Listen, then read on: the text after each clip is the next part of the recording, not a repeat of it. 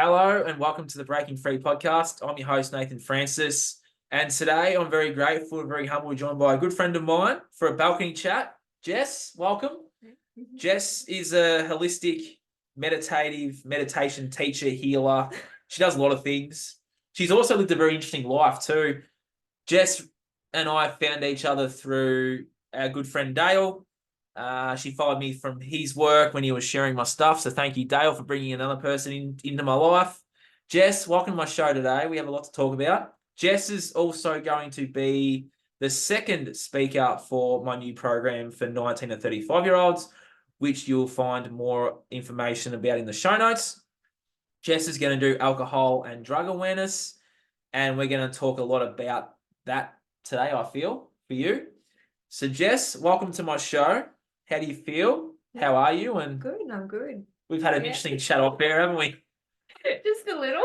Usually the way things work with friends of mine, everyone, you can all get a bit of a taste of what goes on here. I have friends that stir me as much as I stir them. So I listened to Jess spill some stuff earlier, and then roles were reversed and she stirred up me, and now we're sitting here ready to record a podcast.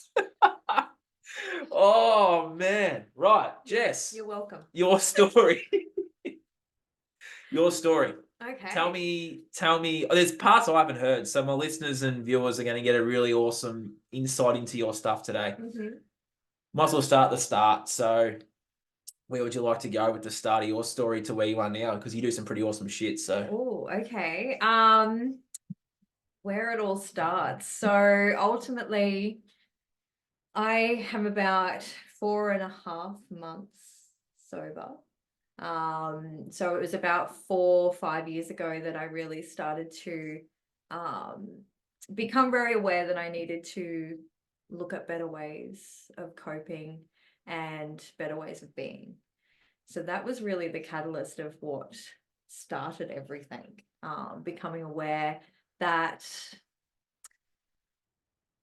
very aware that my drinking habits were either filling a void or escaping from a lot of things that were happening with my own self-worth, my own validations, my own nervous system regulation and things like that. So, and programs and all those deeper things, but that's where everything started.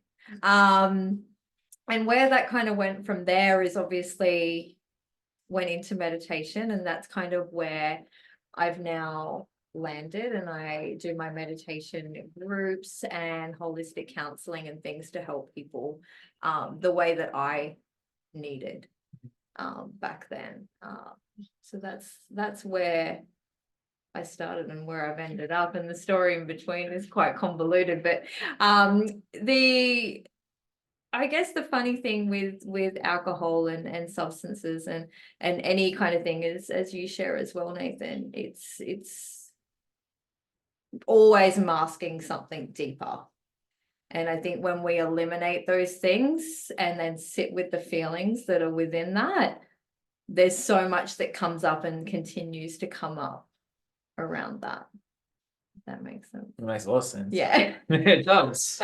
It does, because you're hiding parts of yourself, you're hiding your true self, aren't you? And you're hiding your darkness, you could say. Yes. So obviously going through a very deep, dark time, which is still quite, something that's still present in my mind, even though it was quite some time ago. I still kind of remember what that felt like, and knowing that there's that space that you can go to that feels very, very dark. And I was able to feel that without alcohol. And that was the thing that I'd been numbing for so long. So when I kind of stopped drinking and then started feeling everything, I was like, whoa. This is all the stuff that I'd been hiding for so long. And I started drinking when I was very young. And I think I was about 15 at the time when that started coming into my life. And so it was a long period of time that I was masking things and avoiding things and just being that fun version that everyone wanted me to be. I was basically masking, but also being a different person as well too, and showing up in a way that wasn't who I was. So when I stopped, not only was I feeling everything, but I had to go through a period of like, who am I? And that's where that big journey started to take place. Interesting. Yeah. Because that's what those substances do, right? They mask what's going on internally, and they are a pain numbing, reality numbing substance. Yep. And you take those things away and you start to feel things. And it's a really big thing out there in society to say that there's a lot of people out there that don't necessarily want to feel those things because it's a place they don't want to go. Absolutely. How was actually, what was the catalyst for you to be like, I need to feel this now? Like there's always a moment. There's a moment. Yeah. We all have those moments. There's always a moment. What was your moment? And as I said, I think it was really that time when I made the decision to stop drinking, and I think it was Australia Day. And this kind of ties into a lot of things that even you yourself speak of around kind of conditioning around societal things and how accepted drinking is. And obviously especially on like public holidays too. Yeah. So like, it was an Australia Day and I did what I would normally do. And, you'd start drinking at 9 o'clock in the morning and just drink all day with your friends. Yeah. And, there was still fun, but there was also, I have so much more fun in my life now as well too. So, it was a big day. There was a lot of drinking, and it was that day that I went, this isn't sustainable. Yeah. Something is not right here. And I was always putting myself into positions of losing my inhibitions and doing things that I really, from a soul level, I really didn't want to do, but I was doing them because I was trying to fill a void and trying to feel validated by someone, generally the opposite sex. Yeah. Okay. So that's kind of where, that took place on that day. And I was like, no, something needs to give here. Mm-hmm. I then did a process of, a couple of days where I was like, no, I'm going to set myself a challenge of not drinking for 30 days. And that was where it all started. So on the 2nd of Feb is when I started 30 days, and I haven't gone back since then.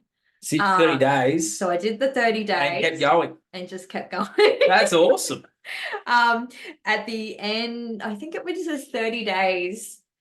Because everyone says, and I say this to people that ask me about alcohol now. I say to them, look, go the 30 days.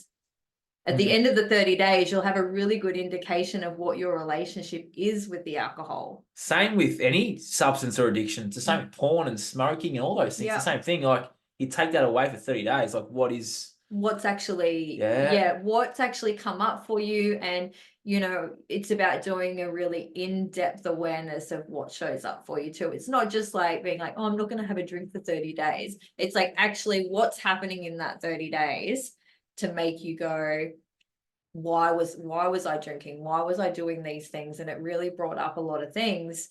And then I was like, okay, well, I've done the 30 days. And for me, and obviously stopping the alcohol, I noticed a lot of health benefits in the 30 days as well that were physical. Yeah. So that was another thing. I was like, oh, well, I may as well go another 30 days. I'll go another 30 days. And now it's literally like, it's still a daily thing, which I think unless you have had a significant problem with substances, it's hard to understand that it is still something that you deal with on a daily basis. So you still get cravings, or? Yeah. So how does that play out? Because I know a lot of people, like, they'll either have the cravings or they can easily just give it up. I know for me, I just went, see you later. But yeah, which we've had conversations yeah, around how before. does we can have a conversation now? Like, Yeah. so like cravings, like temptations. How would you? I know a lot of people would love to hear how you manage that. Yeah, it's and it was funny, I was only talking to someone about this recently as well, the whole craving thing. A big part of the cravings is when you are dealing with something difficult. So that's first and foremost, like that's a pretty obvious one. Like if you deal with something that comes up for you that upsets you or something, like you're instantly going to think of, well, I'll go have a drink, that'll make it better. You know, like we live in a culture, especially for women and mothers, that if you've had a big day with your kids or if you had a big day at work, just go home and have a drink, you'll be right. Have a wine. You know, so it's about kind of looking at that and that link between emotions, but there's also not only just when things are difficult, but there is just those things where you just get that taste in your mouth.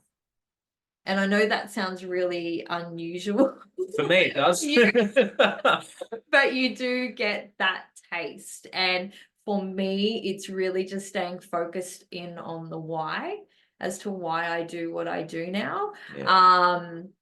Also just being kind and gentle with yourself is What does really that important. what does that look like? You know, you can just sort of throw the line out there, but what does that look like? For Being kind someone, and yeah, gentle. for someone out there that's listening and watching, what I does being kind and gentle look like Yeah, for I you? think it's really acknowledging that the craving is there, first and foremost. For whatever it is, it can be anything. And then I Yeah. think being, you know, especially being so far down the line in terms of it's been like 4 years and I still have this happen, it would be really easy for me to go, well, I've made no progress. Yeah, but you have though, haven't you? That I have. Yeah. So that's where that gentleness comes into it. It's like, okay, well, I don't berate myself now for when it happens. I go, you know, this is just showing up in my human experience now. And Yeah. I haven't gone backwards. It's literally just playing out a particular loop, or there's something energetically stored within my body that's bringing this up for me, and I just allow it to be, and I just go, no, we're still progressing, we're always going forwards, nothing's going backwards. So that's where that kindness and that gentleness comes in, and not kind of getting yourself too far down a hole, because then that can be another issue as well. But yeah, that's really important for me, and also kind of having a support system in the early days can be really useful. So you ask for help? Ask for help, have supportive kind of people around you that don't kind of, you know, I lost a lot of people in my life. Usually what happens. That you know, heavy drinkers, or didn't necessarily understand, or would kind of think that, you know, oh, you can just have one, that kind of, but yeah, you do kind of really notice a massive shift in the people around you as well. But yeah. How did you find moving tribes from the drinking tribe to the healthier tribe? I know for me, I got a lot of pushback. Yeah. How was it for you, that process? I think it all kind of, it fell away pretty organically when I look back on it now. In the time that it was happening, like especially in the early days, it was like I felt like the whole world was crumbling apart. Yeah. You know, but I think that's like anything, everything feels like it crumbles before it gets rebuilt. So it's like, now I kind of look back and think that it was really easy, but it probably wasn't in the time. Yeah, and then obviously that the tribe of people that are around me now is quite different. Just in terms of, it's just a lifestyle thing, and it's not to say that I can't be around anyone that drinks, but it's really just dependent on that person and who they are. Interesting. Yeah, I found that too. I found it interesting, like looking back on the way it happened for me, losing those friends. It's like, well, they were doing things I wasn't necessarily wanting to do anymore.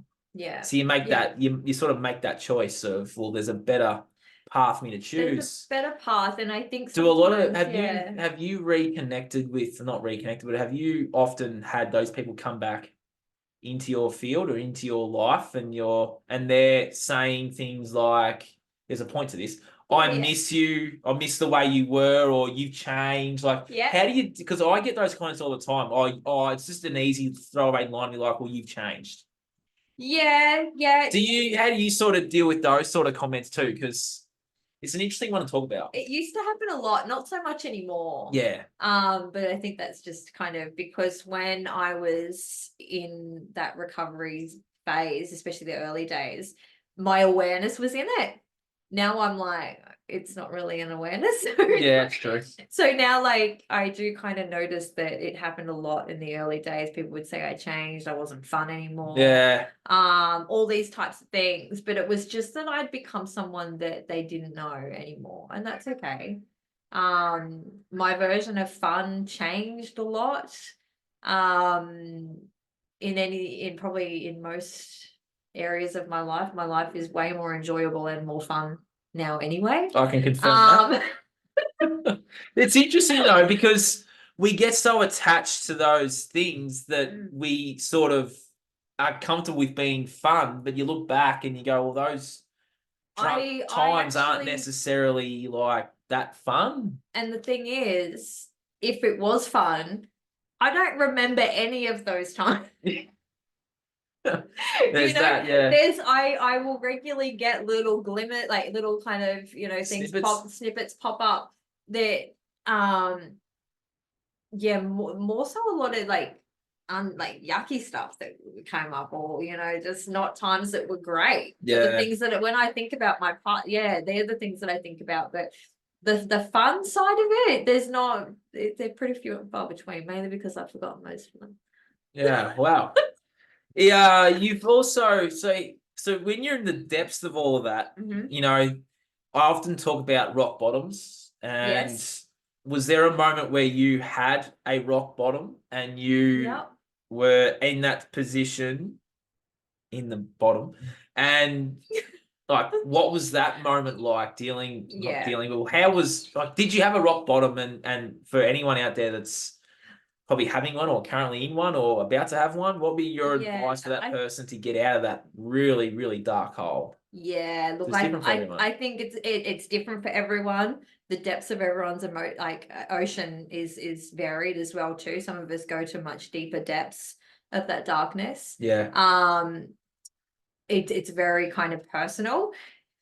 For me, it feels like such a blur now. And to be honest, when I was in it, that's what it felt like. It felt like everything was, just very, very hazy. I look back and I go, who even was that person? Yeah. That's hindsight though. But it's, when you're in it, it just feels like it's so consuming. And for me, it had got to a point where I was just so dysregulated with my nervous system. I was always so stressed. I was doing jobs that I hated. I was always finding things that, people were always upsetting me one way or another. I was always projecting different things onto people. Like, I was just a completely different person. And then I was always attracting a certain type of man into my life. And I think that's really where the darkness really started to push me down. And I was this is when I was drinking, obviously, too. So it was, I was doing things with people, and it got really, really dark. And I would just remember that most nights I would, I was smoking at the time as well too. If I wasn't sitting out the back drinking and smoking, I was in a bathtub crying, or unable to get out of bed, or could only go to work for a certain amount of time, and then I'd have to go home to have a drink. Like, I think it's a really dark place. And then obviously you then start, well, not obviously, but for me, I got to a point where I didn't want to be here. And that was definitely the rock bottom. Yeah. I think that when you attempt to do those things and whatever happens that makes you stay. It's I knew that I knew that's how I felt, but I knew that I couldn't go through it, and I tried, and it didn't work. It didn't stick. So that was the rock bottom, and it was, so, and I kind of look back and I just think that there were so many things happening at the time, but really it was all just me. But that's what I know now. So I think when we're talking about people kind of getting themselves out of that darkness, I think it's just realizing that when you're down in the depth of that ocean, you just need to look for those opportunities of light, and know that there's a, I kind of always think of, I'm really visual, this. Yep. When you are down on the bottom of the ocean, it's completely dark, and then you're never going to stay down there. You're going to get that buoyancy at some point, and that's when you're going to start to see the light. So I think that was always important. And even now, if I notice that, because we're all human, and I have experienced it before, I do sometimes notice if my practices have kind of gone to the wayside, or I'm not focusing on my self-care and doing all the things that I learned in that recovery stage, I can notice that I can dip back in, and I can start going into, going down into that ocean. But I know now that there's always that light, if that makes sense.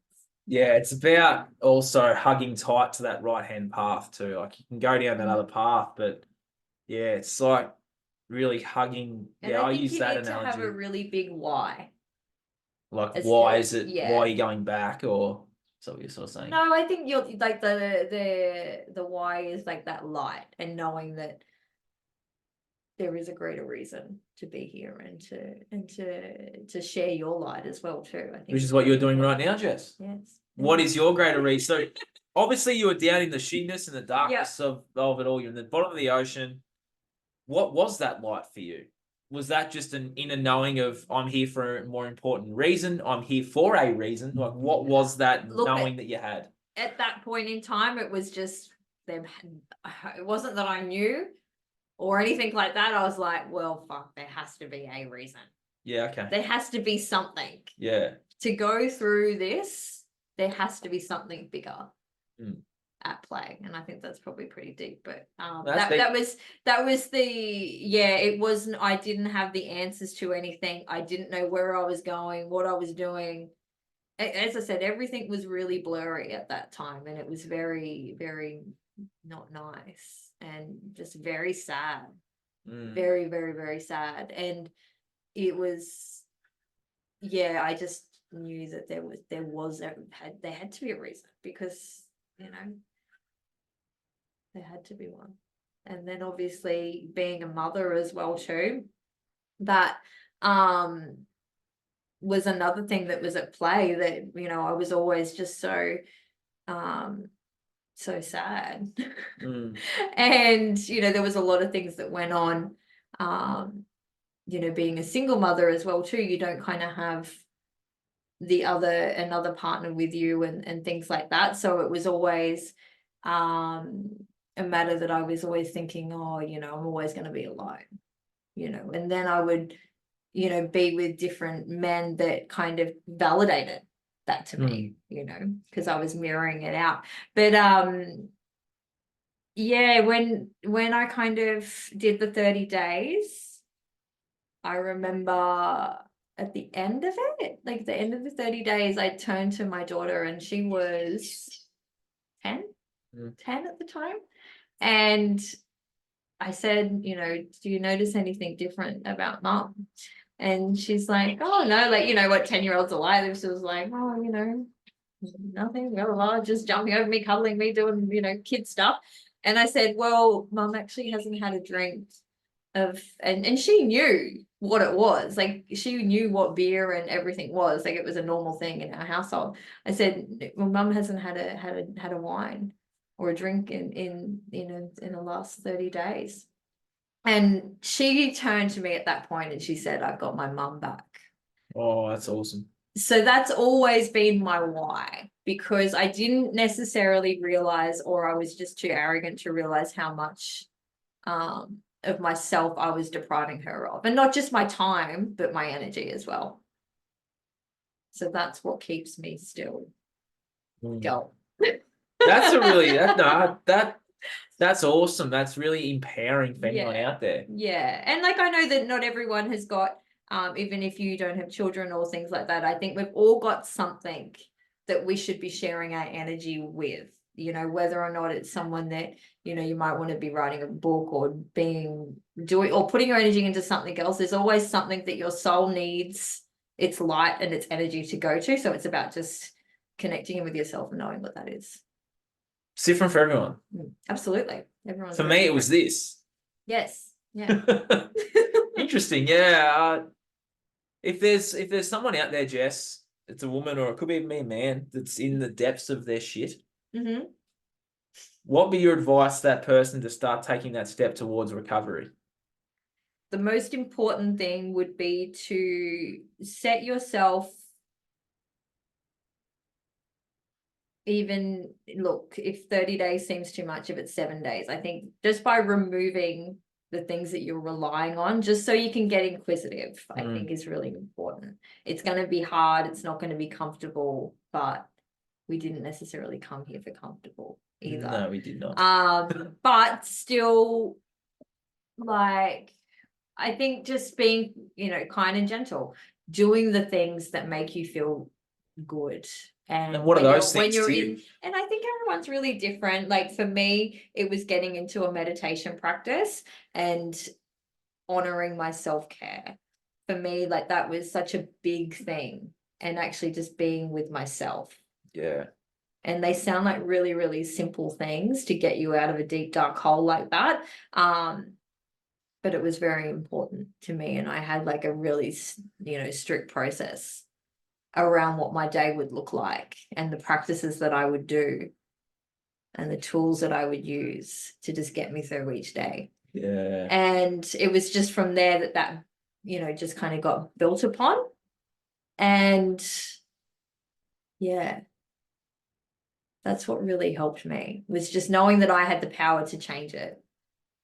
Yeah, that's a really deep inner knowing to have though, because we all have the power to change it. Yeah. But it's actually finding that power and taking that power back and actioning that change.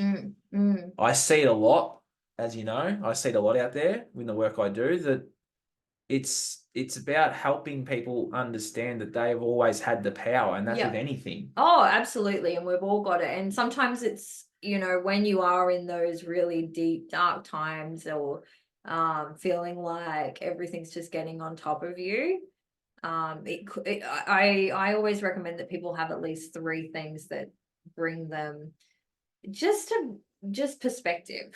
Yeah, I think is important. So if I notice that I'm dipping, I'll then refer to my 3 things, and that's like spending time outdoors. Yes.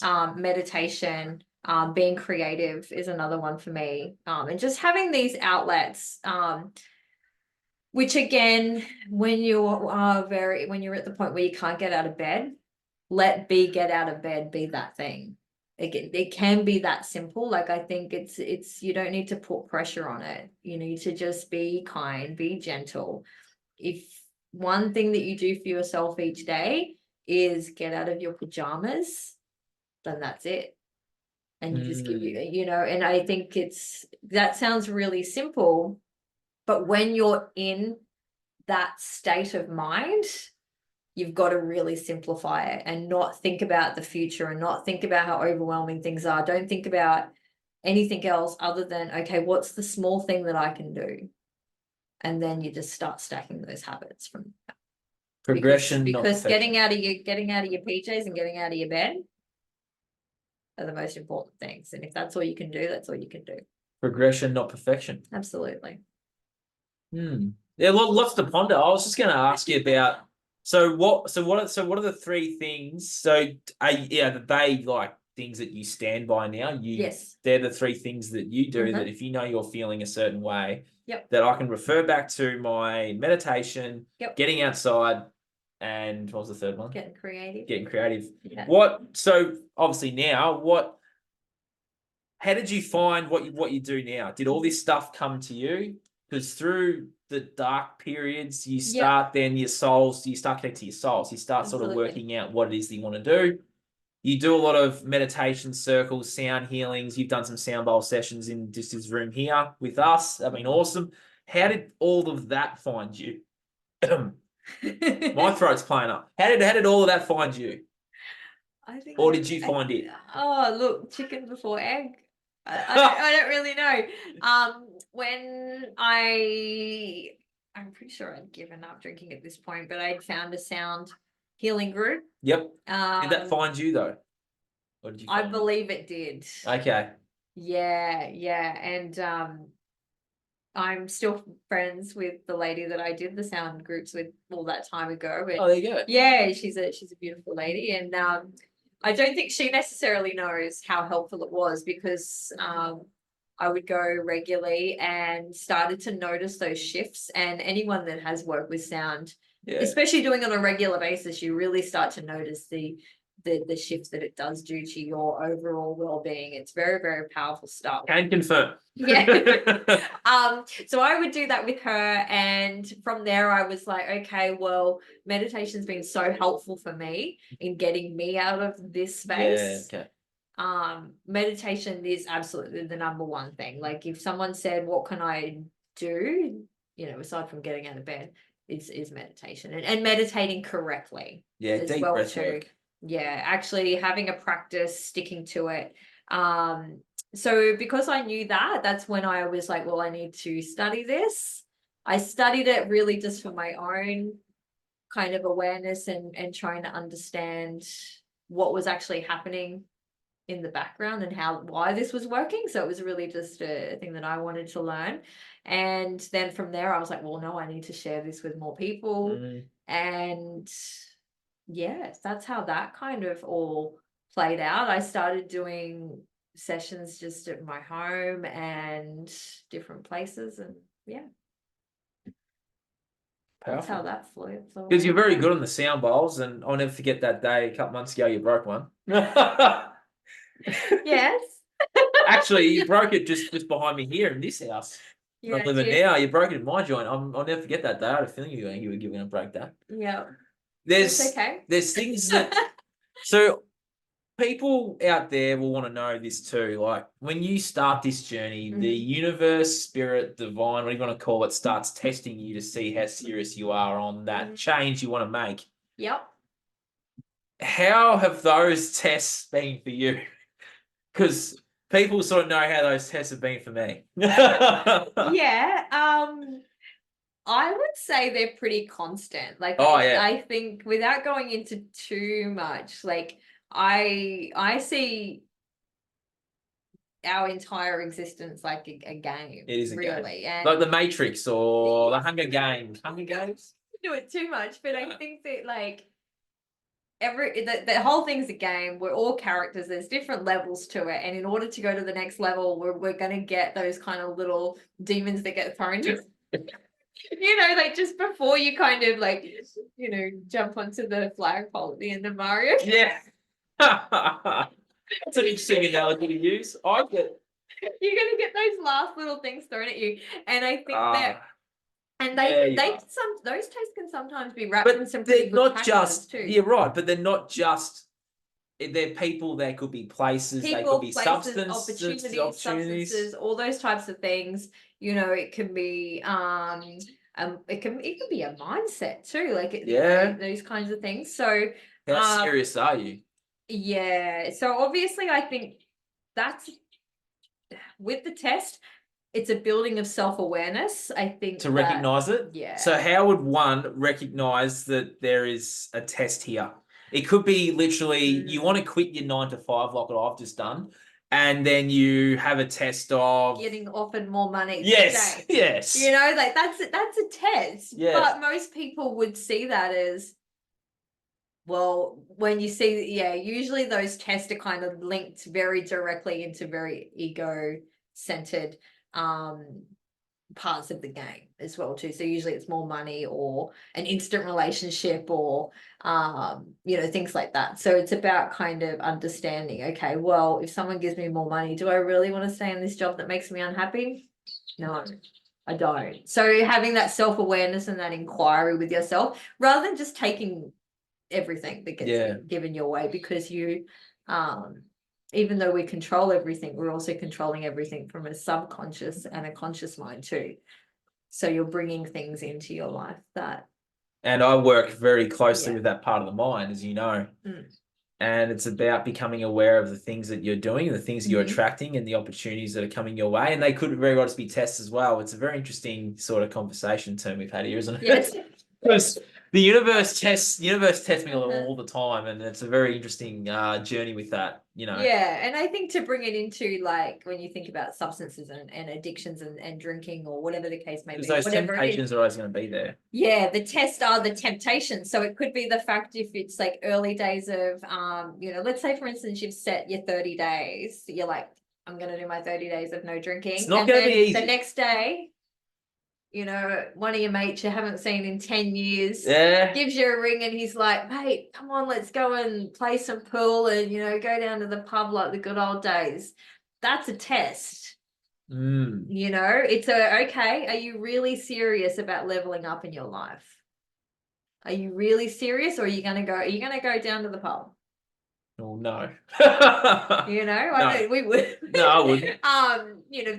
That's kind of when that's an example. Good example. That's an example. It's a good example. What a temptation or a test would come at you like when you're starting to make changes in your life. And I think it's about having that self-awareness and that inquiry, because if something does come up, you can actually sit and go, like, say for instance you do get offered more money to stay in a job, you can then go, okay, this is all the information that I have. How do I actually truly feel about this? And this is why meditation is so important, because it enables us to sit within the presence of our being and understand what it is that we truly want. And more often than not, it's not linked to money. Yeah, it's usually linked to a feeling. Feeling and fulfillment. Yeah. Fulfilling, and that's probably the next lead in the next conversation is everyone's version of success is so different. We've lost our way with that. Yep, absolutely. Everyone out there in modern society feel like success is a big house like we're looking at over here, or it's a flashy car, or it's a beautiful woman or a beautiful man as their version of success that they've made it. That's not necessarily successful. I don't feel anyway. No, so when back in the day, back in my drinking days, we all I was in a quite a corporate role, I guess you would say, in sales. And you can tell about your other job you had too. Yeah, we'll get there. I've been looking forward to hearing about that story. There's a job Jess used to have that's coming. We'll get there. I'm just looking forward to hearing about. Anyway, sorry, go on. And I was in corporate sales for quite a long time, and obviously a high stress job, and very okay for drinking and things like that that happened in the workplace, and obviously making a lot more money too. Like there was, I was on six-figure incomes for for so many years in my early 20s. I bought my first house at 19. I was making a lot of money back then. But I look back now in comparison, and the feelings and the life that I have now is so much happier and content than what I ever could have been with the money that I had then. Interesting. Know what I say? Money doesn't buy happiness. No. No. But, as long as you've got your basic needs are met, and all of my current needs are met, it's having that understanding and then, accepting but you need to have a solid foundation of who you are. And how does one get that solid foundation of who they are, Jess? You know what I'm going to say. Yeah, I do. I do. That's why you must well say it. Meditation. Yes, 100%. It's very, very important. Very important. So what does your meditation practice look like? Look, it looks a lot different now than what it used to when I was really implementing it. So and everyone has different time restraints as well too. But for me, it was twice a day, formally twice a day. Now it's still twice a day, and I might kind of jut off a couple of extra times a day too. It definitely has amplified more now because I know how beneficial it is. So I will do short meditations throughout the day, or notice myself meditating in public and things like that, because it's able to drop into a lot easier now. And you would understand this as well. Yeah. Like you can kind of go into those spaces a lot easier than when you're first starting your practice. But to start a practice, I always say at least set one time a day, even if it's for 10 minutes, 5 minutes. Do you prefer guided or doing it yourself? Because there's some good guided ones on YouTube that people use. A mixture. A mixture? Kind of girl. Yeah, a mixture. Obviously, sound is super important to me. So yeah, sound. Usually frequencies, those types of things. Guided meditations, not so much. It will just depend on where I'm at. Like, but you can just go for a walk in the bush and that's a meditation. Look, we were talking about this before. We were. I went on a bushwalk yesterday and was just sitting watching the river, listening to the sounds. And when you get into that meditative state, you can do it anywhere. Exactly. So I find that those times in nature are probably my most favorite meditation times aside from sound. So yeah, but yeah, guided not so much. Yeah, because it's a good way to start. I know I did a lot It of is. guided stuff when I started. Now I sort of put sound healing frequencies on and sort of just going off in a woo-woo space. The guideds are good if you need to kind of really help train the mind. So they are definitely a really great starting point, especially when you need to kind of keep that practice on the breath and things like that. Yeah, breathwork's important too. That box breathing, the holding of like in for 4, hold for 4, out for 4, and then you can stretch it out to 10, 12, whatever. Yeah, and then even just a really simple one by just doing like an inhale and exhale breath, which is a simple breath. Like, if you extend out your exhale, you're actually telling your entire body that it's safe.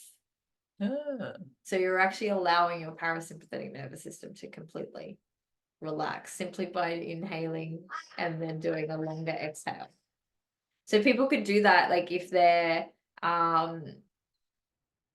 in their work day, super easy. Like if you're on your lunch break, even if you just go, okay, I'm going for a bathroom break, do it in there if you need it. Like just that's a really easy one just to come back into your body. And then there's different ways of just coming into your heart space and things like that. That's good advice. Really good advice. I really want to circle back. I really want to circle back. Come on. Now, how did you get from? We've discussed a bit mumbo jumbo, but we're getting to a point. Now, I wanted to circle back. There's a part of your life. Yeah. So you had the corporate job, first house at 19. Yes. How does one then go into the other avenue of work that you went into for a few years? How did you get from that to that? I know you wanted to go into this. I kind of do. I worked in corporate and sales for a long time. What happened? I think it was my daughter was about 2.5, 3 when I separated from her father. And it was at that point where I realized I couldn't be in a corporate job anymore. Like I just couldn't work, especially sales. I couldn't work 7 days. I couldn't have people on the phone all the time. So I went into a retail job at that time. I also I think I had there was a couple of times there where I had 3 and 6 months off to be with her as well, which was nice. But retail, and then I'm just trying to think of the timing of it. I think it was about 3 years ago now, and I actually went and for whatever reason it came into my life, and it came in and definitely taught me a lot of things, and especially helped me for where I am now. So a few years ago, I started working within the sex industry, not in retail spaces, so obviously adult shops, but then also in brothel environments as well too. She wasn't. She wasn't I a wasn't person that working. yeah, you were doing admin. I was doing management, but You weren't someone a man can choose. In that space and kind of in that world of a very kind of it's just very sexualized. What did it sort of teach you though? It definitely taught you something. And I think when I had the opportunity to do that management kind of role, especially in the brothel, I was at a point where I hated men. Hated them. This is another part of this we can have now. Yeah. I was like, because it was like I was already sober at this point, but it was pretty early days and I'd had so many men just kind of come in and out of my life and just hurt me. And obviously it was, I look now and I go, it was all necessary, but I just hated them. And I took the job and I was like, look, if anything, it's going to give me more insight into who they are. And that was the intention that I went into it with. I really wanted to understand men and how they relate to sex and connection and relationships. That was a really good place to go to learn how to sort of understand all that, isn't it? It really actually was. Yeah. And I think for me, it was understanding that, like when I finished up there, like I really saw that men have a much deeper aspect to them when it comes to that. And then obviously meeting you, it was like, okay, well, they're doing these things to fill some sort of void. So I was like, well, they're no dissimilar to me and who I was. Yeah. Really. So I think that we're not that bad. No, I know you aren't. It was like, it was a massive acceptance things for me and really kind of started to get those kind of cogs turning around how my perception of men changed, how my perception on sex changed as well too. Yeah. That then kind of catapulted into changing my own perceptions and kind of looking at doing, like I did bouts of celibacy and things like that and really dug into that connection with not only myself but also kind of what I was looking for from men as well too. So it had like this real like indent and catapult into who I then have now become. Celibacy is important. And it's not something a lot of young people my age are doing or people your age are doing. We're sort of nearly the same age. I just don't feel like it's something that people do. No, and I know for me, I haven't had physical contact with a woman we're going on 3 years now, Jess. Yeah. And it's been a journey that I had to embark on. Yeah. And given the way I used to live my life. This is the thing, like we're all different, but I think that when you live a certain way, that's something like alcohol, take a break from it and see what comes up for you. Yeah. And that's what I did. I think I did the same thing with Selvis. I was like, no, I'm just not talking to any men. There's no dating apps, there's no sex, no nothing for 30 days. And then I think I ended up was like, well, hey, I may as well do a year. Yeah. And then I did you that. Go 3 with me. And 3 years. It really, if you're someone that's struggling with understanding your worth or feeling like you need validation from others all the time or things all the time, it's really important practice because it really deepens that connection to yourself. Yeah. And deepens the connection to the relationship, not only with your mind and your soul, but also your own body as well too. Another thing of working in that industry too, it really taught me that there's absolutely nothing wrong with me. Yeah. I think that was, there was so much acceptance that came up in that. And then obviously doing the celibacy that I was like, oh, hang on a second. If someone came into my life and they were only there, for sex, it was pretty, you could get to the bottom of it pretty quickly. And I think that's really cool when that someone wants to be around you for much bigger reasons than physical contact. It's a pretty big deal. And I think it's nice when you can take that time out and appreciate that within yourself. It's powerful. Mm. This was a very good chat. Yeah. Is there anything else you'd like to share before we sort of wrap things up? And I guess what will be your final message for someone out there? Oh. Go on. Oh, Final message. No, I think it's really, it always for me, and I know I tell you this a lot too, I think it's always understanding that you have more control than what you realize, and that you are really the only one controlling any of it, really, when you get to the awareness of that and realizing that there is no they, and It's all you. it's all you, and everything is a reaction to that, and you have so much more power. That is true. Yeah, that's something that especially if someone's, really kind of in the thick of it, which isn't a nice place to be. But I think knowing that, we have the power to make our lives bad, but we have the power to make it good. Yes. That's a really big thing for me. I obviously have done this work for some time now, and I actually dabble in going, okay, well, if I change my mindset, what's it gonna do? Yeah. And So then you test it. and I'm like, oh man. At least I know it works. Yes, it does work. So yeah, It does work. You got to set the something. focus for something, and the intention, the focus, and the feeling, and that sort of stuff, and it will happen. Always focusing on it, on how you want to feel, and bring that in. Yeah. Thank you, Part of Jess, that. for all that you shared today. Awesome balcony podcast chat. Jess is part of the program I'm launching for 19 to 35-year-olds. I said at the start. Links to that can be found in the show notes. Jess is going to present alcohol and drug awareness, talking about all the things you spoke about today, and helping those, those people break out of those cycles in an hour and a half presentation, which I'm looking forward to seeing and listening to. So sign up for that is now open. It is open till June 16th, which is opening day. It's all there. Jess is there. I'm here.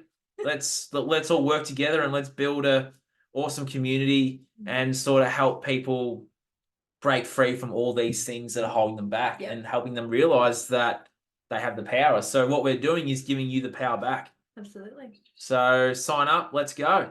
This has been the Breaking Free podcast. I'm your host, Nathan Francis. I'll see you guys again soon with some more awesome guests. So I've really pumped these out, mate. It's been great. So I'll talk to you guys again soon. Thank you, Jess. Thank you.